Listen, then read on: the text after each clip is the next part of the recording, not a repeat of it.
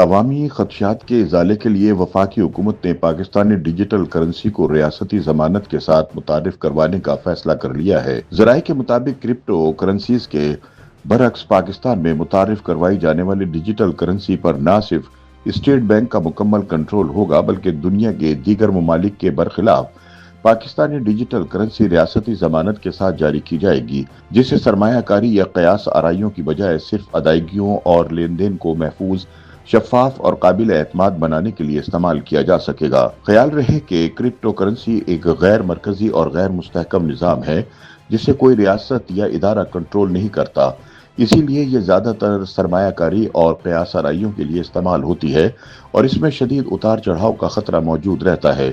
اس کے برعکس پاکستان کی مجوزہ ڈیجیٹل کرنسی ریاستی ضمانت کے تحت جاری کی جائے گی اور صرف ادائیگیوں اور لین دین کے لیے استعمال ہوگی۔ ماہرین کے مطابق اسٹیٹ بینک کے کنٹرول اور ریاستی ضمانت کی وجہ سے پاکستانی ڈیجیٹل کرنسی کے ذریعے حکومت نہ صرف مالیاتی نگرانی کو مزید مؤثر بنا سکے گی بلکہ اس سے ٹیکس وصولی اور منی لانڈرنگ پر قابو پانے میں بھی مدد ملے گی۔ تاہم ماہرین کے مطابق اس نئے نظام کی کامیابی کے لیے سب سے بڑا چیلنج عوامی آگہی اور اس پر اعتماد کا فروغ ہے۔ لیکن یہاں اہم سوال یہ ہے کہ پاکستانی ڈیجیٹل کرنسی باقی کرپٹو کرنسیوں سے کس حد تک مختلف ہوگی، اس کے معیشت پر کیا اثرات ہوں گے اور عوام کو اس سے کیا فوائد حاصل ہو سکیں گے۔ معاشی امور کے ماہر راجہ کامران کے مطابق پاکستان کی ڈیجیٹل کرنسی براہ راست کرپٹو کرنسی کے ساتھ موازنہ کرنا درست نہیں ہوگا۔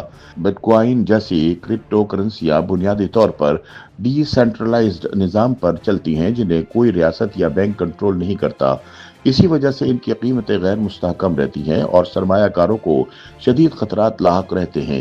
اس کے برعکس پاکستان کی مجوزہ ڈیجیٹل کرنسی مکمل طور پر اسٹیٹ بینک کے کنٹرول میں ہوگی اور اس کی قدر وہی ہوگی جو روپے کی ہے، یعنی 1000 روپے کی ڈیجیٹل کرنسی کی قیمت اتنی ہی ہوگی جتنی 1000 روپے کے کاغذی نوٹ کی ہے۔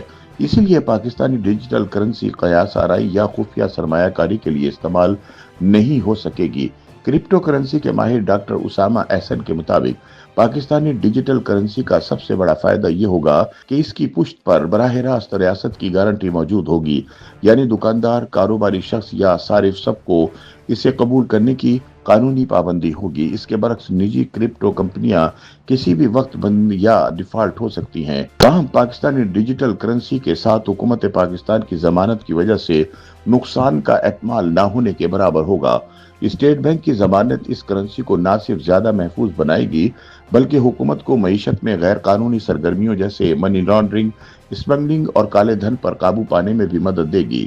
چونکہ اس نظام میں ہر ٹرانزیکشن کا ریکارڈ محفوظ ہوگا، اس لیے اس سے ٹیکس نظام کو بھی بہتر بنایا جا سکے گا۔